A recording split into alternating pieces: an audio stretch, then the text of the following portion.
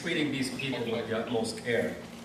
It is appalling to me that we're not doing everything we can to give them the type of support that these people deserve. It is unacceptable to me to watch this video and to know that this is happening today. It happened yesterday and it's going to happen tomorrow. It has to change.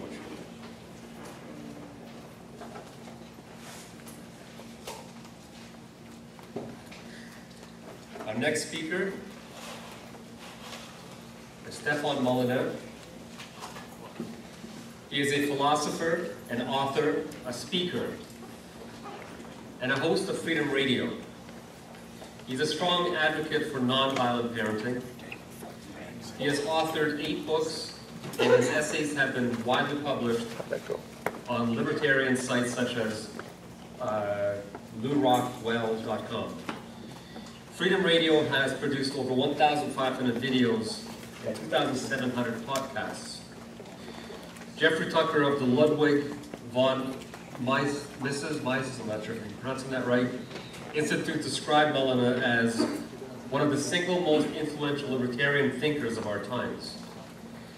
Freedom Radio was a top 10 finalist in the 2007 and 2008 Podcast Award in the education category.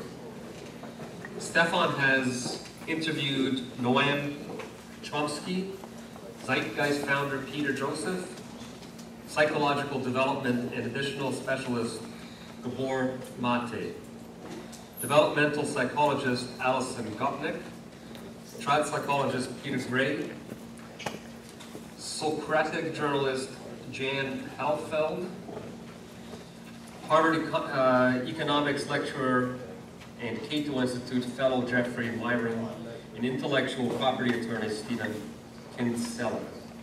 His videos and podcasts have been downloaded more than 65 million times. Stefan spent 15 years as a software developer, manager, and entrepreneur.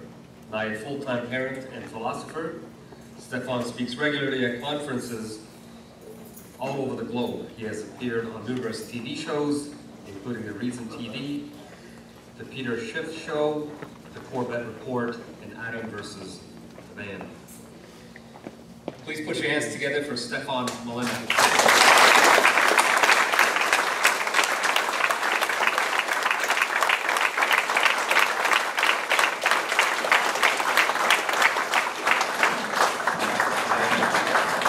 It's kind of late in the day. How's everyone doing? Do we need to move around a little? Get the blood flowing a little? You guys can hear me. I like to move around a bit because that messes up the camera people. Well, thanks everyone for coming out. You guys can hear me okay? Yeah. So I was upstairs and somebody asked me today, they said, are you a men's rights activist? Which is something I'd actually not really thought about before. And what popped into my head was, it's like going to a doctor and saying, do you treat cholera? We take on all illnesses here if you're a doctor. If you're a philosopher, your enemy is evil. A lot of philosophers don't like to talk about it, but it is the case that your enemy is evil if you're a philosopher, and there is evil, of course, in what the men's rights movement is trying to expose and oppose. So I guess you can say, as a doctor treats cholera, I am a men's rights activist.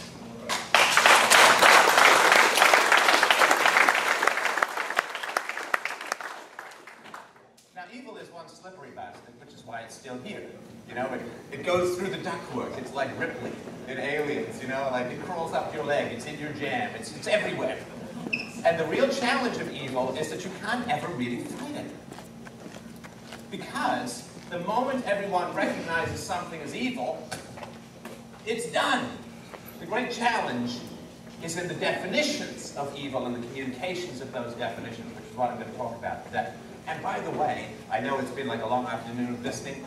Hands up, throw words out, ask questions. Let's make this a dialogue, otherwise I might as well be, you know, on YouTube, right? Where I look even younger. Try me at 240p, I'm like 28.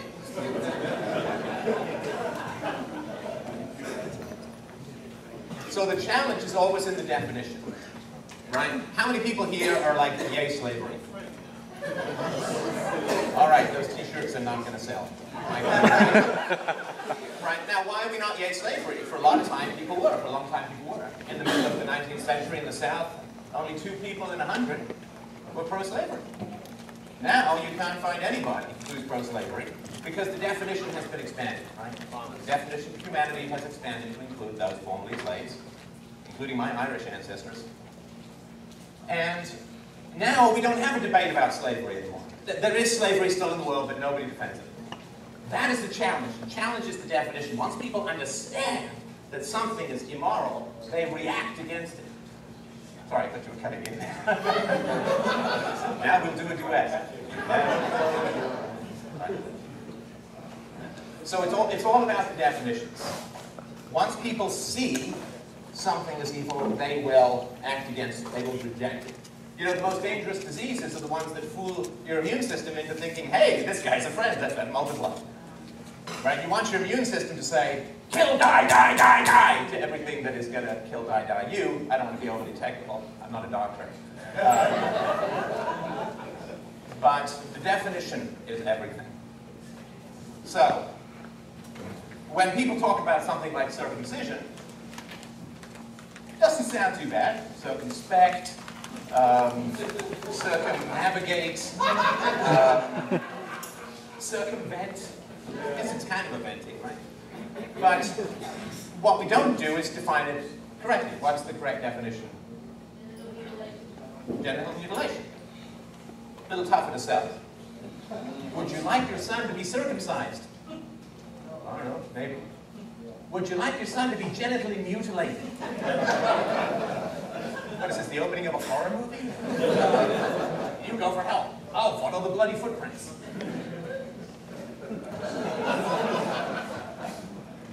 So the definitions are essential. It is male genital mutilation.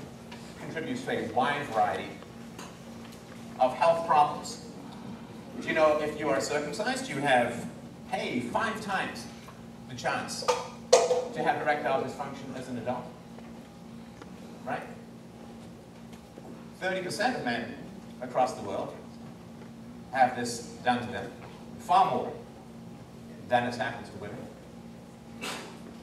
It is a third of the skin of the penis that is removed.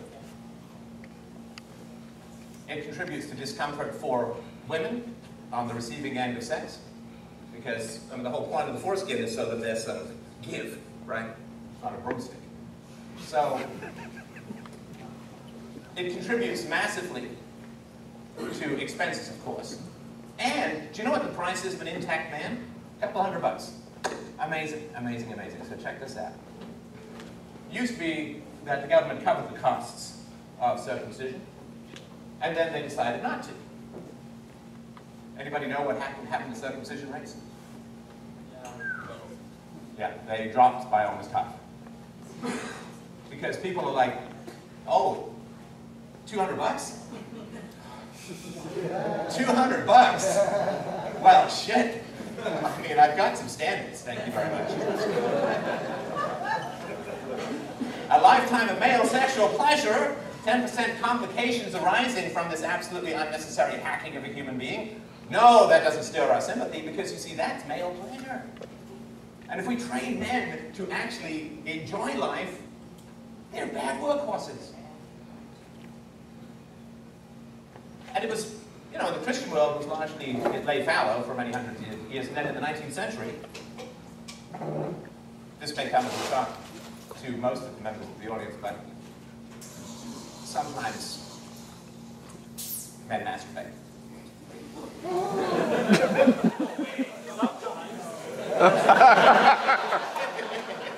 All I'm saying is you're lucky there are cameras on me now. It's the reason I shoot waist up.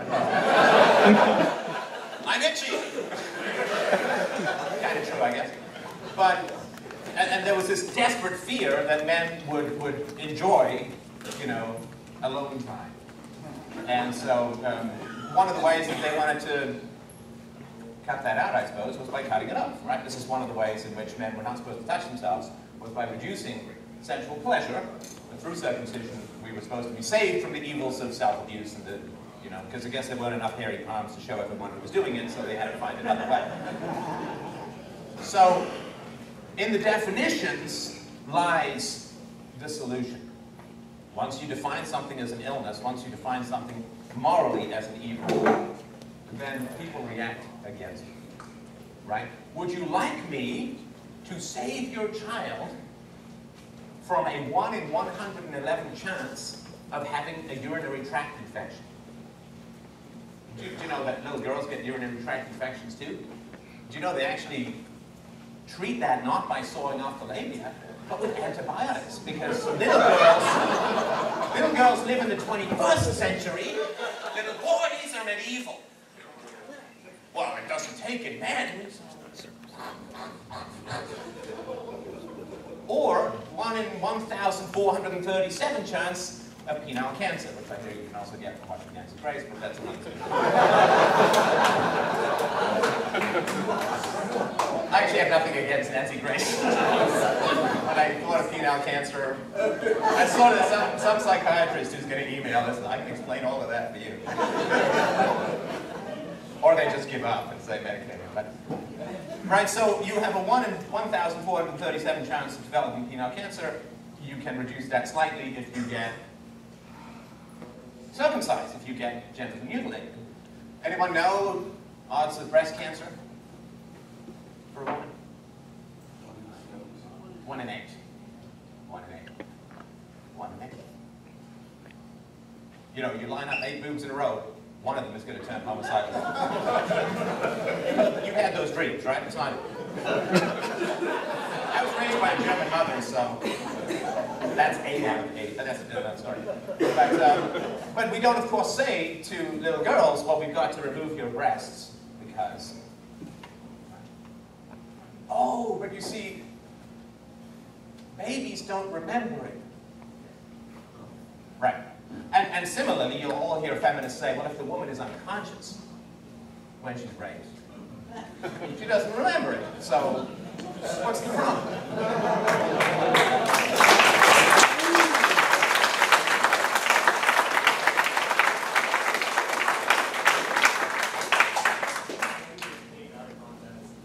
Oh, yeah. So, there's a nice slice for someone to matter, doesn't it? All I'm doing here.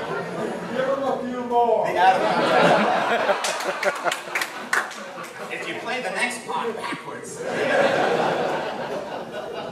No, it is. And of course the body does remember. Do you know that babies who are circumcised, boys who are circumcised, have elevated levels of the stress hormone cortisol 6 months afterwards? Almost half of circumcisions are done without anesthetic.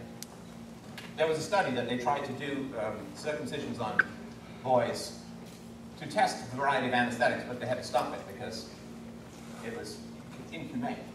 So, inhumane to study it. No problem, do it. And for most of the remaining one where there's anesthetic, it's a topical anesthetic. You know, like the kind you use for bug bites and stuff like that. That's one bastard of a mosquito up there. So this is the definitions, this is the clarity. Now, I want to make a case for something here that will be interesting. And, you know, again, feedback, comments, all perfectly well. So I was listening to a Canadian government broadcaster called CBC, and they had a feminist on. So I deployed my airbags. Got myself into the de-stress position. Actually, that's just fetal position, sucking my thumb, but I won't do that here. And I was like, okay, hit me with the crazy. Come on, baby. And I'm telling you, she did not disappoint me.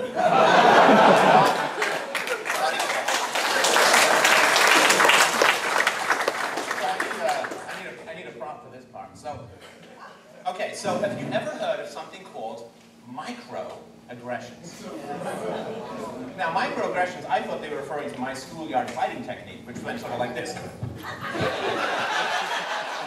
imagine a Tyrannosaurus Rex falling over while having an epileptic attack. Somewhat similar.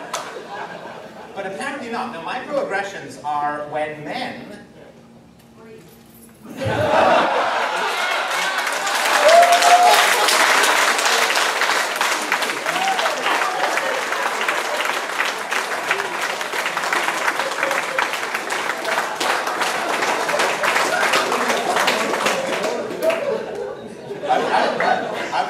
fart, because sometimes...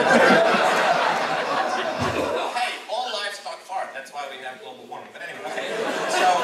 So this is what is called microaggressions according to this feminist. Okay, now imagine like I'm in a subway, not the shop, like a subway car, right? Okay. No microaggressions yet? Wait for it. Wait. Hands up when any women feel aggressed against. Or men.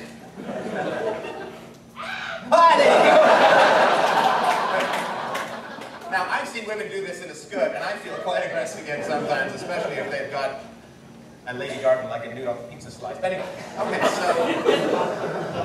so that is microaggression. If you are a man and you apparently stall in a subway, this is a microaggression towards a woman, and she feels like very sensitive to that. And you probably have heard of the Yes All Women hashtag. You know, man whistled, a man made appreciative comments about the tight dress I was in, whatever, right? That's just my hashtag, I don't know what to say. But, so these are the microaggressions that women experience that they're very sensitive to male aggression. Okay, you know, the best way to defeat idiocy is just listen to them and just repeat it back.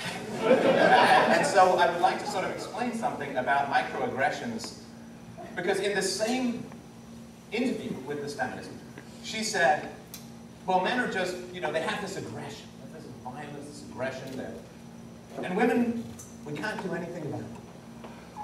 You know, the only way to solve this aggression is for men to discuss amongst themselves how to close their legs on a subway, how to not impose upon women, reduce the breathing that the lady talked about. And then men can talk about themselves, because where does male violence come from? Let's just assume that there's male violence. Obviously there is, not all men, but there is male violence. So where does it come from? Well, according to this woman, and this is a pretty common view among feminists, there are, look closely, like dust in the air, like dust in the wind, there are these male-only memes that float around the culture, that are generated by men, with no input from women. They float around the culture, and they go into your ears or up your nose, and they make you violent, right? So there are these memes, these ideas, these cultures that men inhabit men and make them violent. And women have nothing to do with it whatsoever in any way, shape, or form. Men have to solve it completely on their own. All right. So when I was studying, I have a master's in history, focused on the history of philosophy, and one of the great writers for clear thinking is Voltaire. I don't know if you've ever read him, but if you haven't, right after this course, go read Voltaire. Now, there was a tradition that he was part of in 18th century France, which was like the blank slate of human nature. So, you know, they went over to the New World, they found all of these, quote, savages, right? And they then brought them back to the court. And a lot of people wrote about the view of the French court from a savage who'd never seen it before, and, you know, and it was one way that they communicated how insane and absurd the monarchy was. So I like the blank slate approach. Let's just talk about male violence from a space alien's perspective, right? So, you know, floats through space, and you go, oh, I'm going to go and check out Earth, mostly harmless, right? So you check out Earth, and you go to Earth, and you say, wow, there's quite a bit of violence here. Wars and predations and aggressions and all this rapes and terrible stuff that occurs. Okay, where does it come from? This is where you can throw some stuff at. Where do you think violence comes from? I don't buy the human nature argument. I just don't, because the only thing that's common about human beings is how great we are at adapting, right? I mean, Muslim kids adapt to the Muslim culture. Pennsylvanian kids adapt to Pennsylvanian culture. Amish kids adapt to... It's like saying what is human nature is like saying what is the shape of water. Well, it depends what you pour it into. It adapts to that, right? So where do you guys think violence comes from? Last resort of the powerlessness. Frustration, last resort of... Powerlessness. Powerlessness, last resort of powerlessness. Whoa! I'm being addressed against by this bastard. What was the other one? Fear? Yeah. I'll be coming at you. Hey! Okay, yeah, so you would do the research, right? And you would say, well, where does violence in human society come from? Well, the research is pretty clear, which means completely ignored by most of you.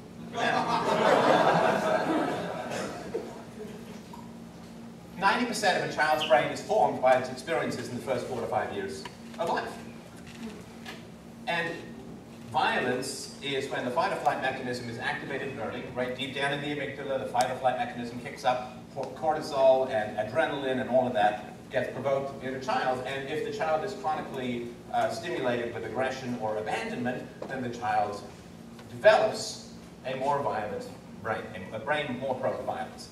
Less capacity to inhibit the impulse. You know, you ever had that, you get this surge of anger, you actually have about 1/4 of 1 second to stop that beast, right? I mean, you've got to intercept what's happening in your brain, and that knowledge of your own capacity for aggression, which I think we all mostly have, being able to intercept it is something that is modeled. My parents treating you respectfully and all that, and controlling their own impulses and so on. So you say, okay, we've got this problem called violence, and we have science which says where it comes from, which is basically the first couple of years of a child's life. Well, my next question as the space alien would be, okay, if violence comes from childhood, early childhood in particular, who is in charge of early childhood? Mothers. 50-50 chance. Give me a guess. Yes, it's the ladies who are in charge of childhood. Now look, I'm going to give you guys the respect of knowing that you're over 3 years old and to recognize that there are exceptions to everything I'm saying, right? I'm a stay-at-home dad, so yes, I'm an exception, blah, blah, blah, right? I know that you guys can hear that most Asians are short without saying, I know it's all Asian, right? I understand that, right? We're talking in generalities, there are exceptions, blah, blah, blah, blah, blah, right? So, women are in charge from conception onwards, right? The women ingest the right food or not, they smoke, they don't, they have wine, they don't, into gestation, right?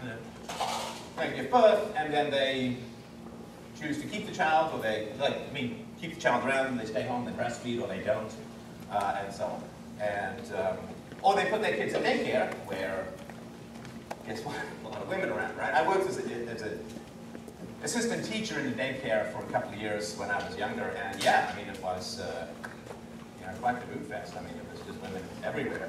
So naturally, like all the kids of single, like no dad, they just, father figure.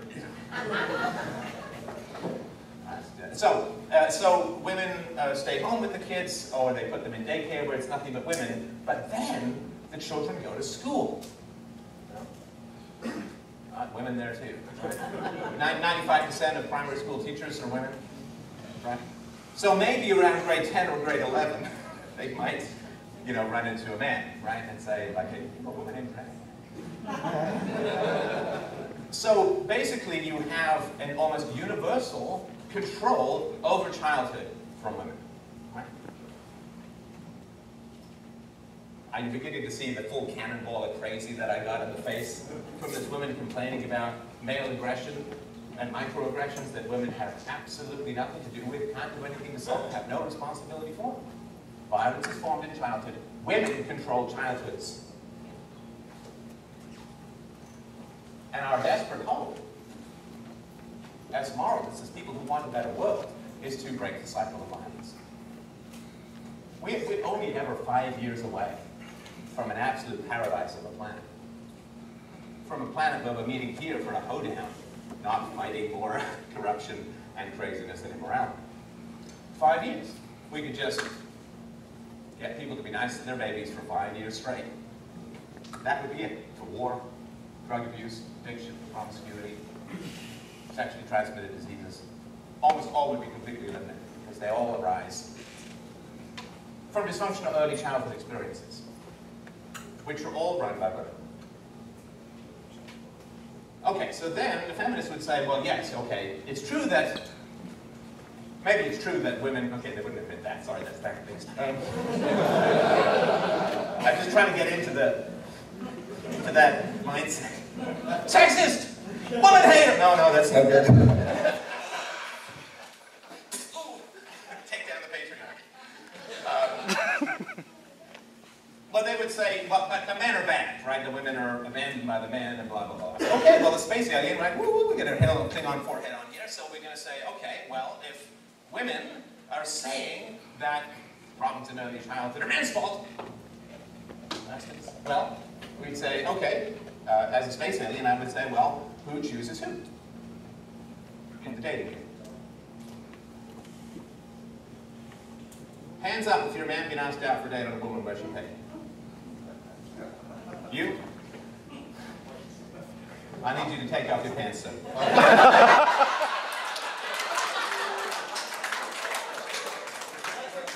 She must have seen you in a Speedo and thought, I need something from the eavesdropping instead.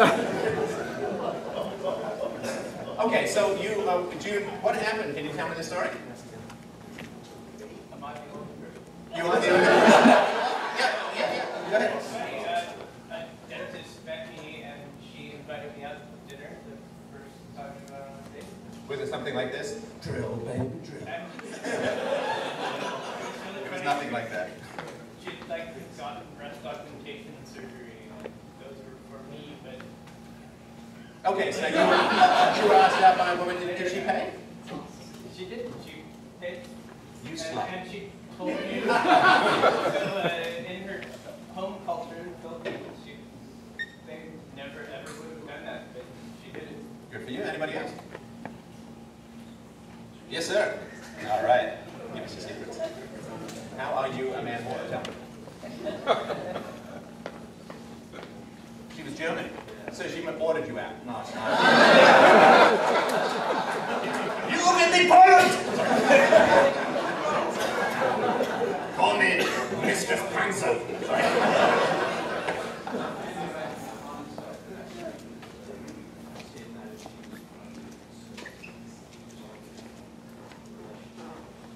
Yeah. Okay, so how did it work out with the dentist? She did it for like 9 months. And then, how did it work out with Mistress SS Sheba?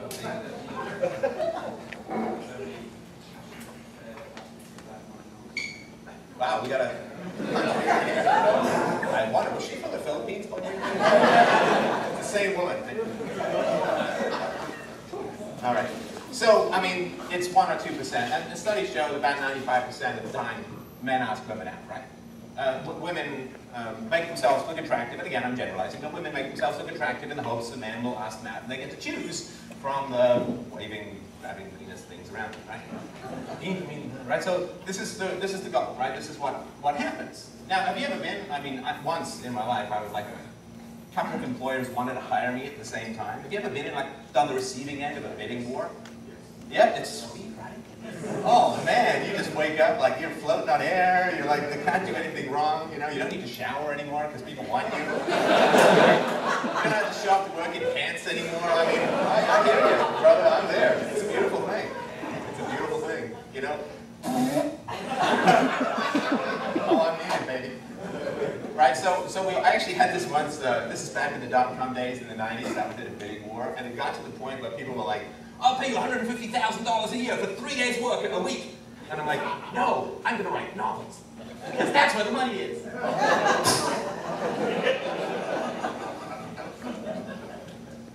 Anyway, so if you're on the receiving end of a bidding war, it's a pretty sweet place to be. And for the majority of women, of attractiveness, personality, or physical, whatever, they're on the receiving end of usually multiple offers, right? And this is always confusing to me when women complain about the men that they have. Because, well, you get to test drive, right? I mean, for years, you get to choose from a variety of cars. You get to test drive cars for years. You finally pick a car that usually pays you to buy it, and then you get to drive the car, and then you say, this car sucks.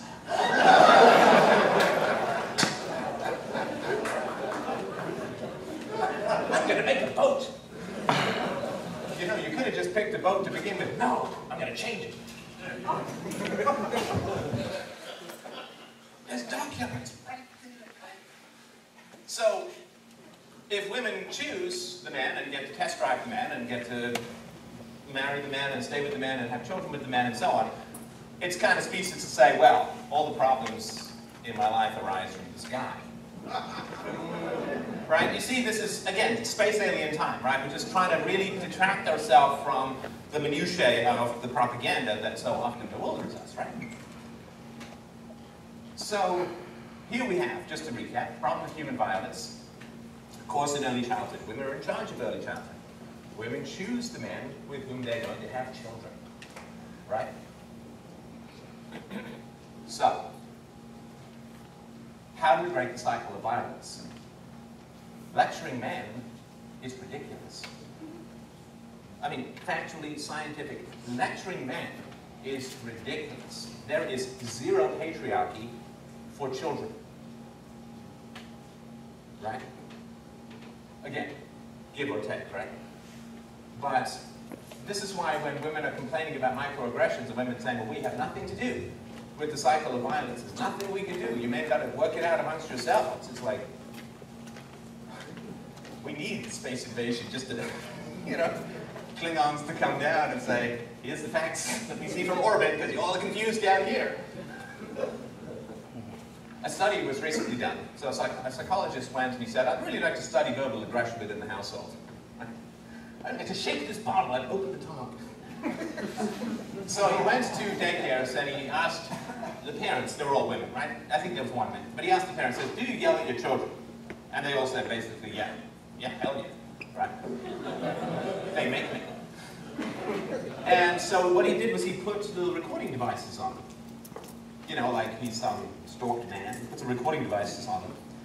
And then he just said, you know, just turn it on, record, you know, every day for a week, and then he got them back. Right? And he also asked them some other questions. So there was one man out of the many men, it's all women basically. And the women said, yeah, I yell at them, I guess I hit my kids maybe 18 times a year. Whatever, right? So he got the data back, and this is middle class. This is not like right down in the dregs. This is like middle class, you know, comfortable and all that kind of stuff. So this is probably less than it is in reality. Anybody want to guess? Instead of 18 times a year hitting children, what does anybody want to put a finger on the number at? 130. 300. We got 300. We got 900. I haven't had enough coffee to do whatever those guys do. The white rat of livestock sales. 900? It was 932. Wow. 932 times a year. Does anyone want to guess the age ranges of the children? I can tell you this, it was not 18-year-old sons.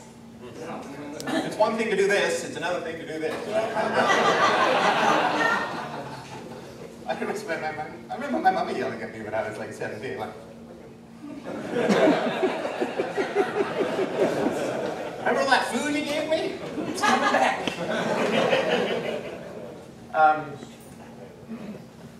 Anyone want to guess what the bottom age of